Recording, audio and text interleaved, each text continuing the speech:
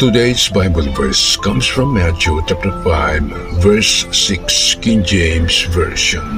Blessed are they which do hunger and thirst after righteousness, for they shall be filled.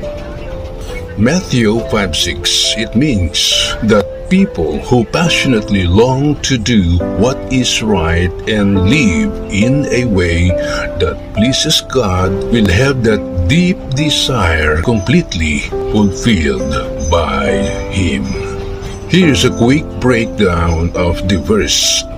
Number 1, the desire.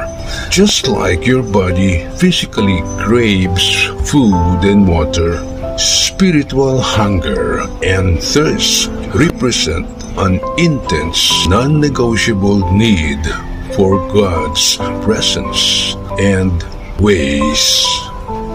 Number 2, the goal, righteousness. This refers to living a life aligned with God's truth, as well as pursuing justice and honest relationships with others.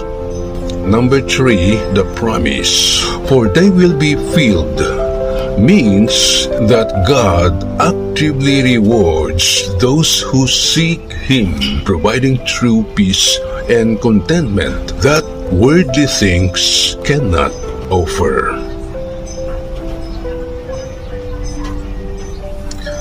Amen.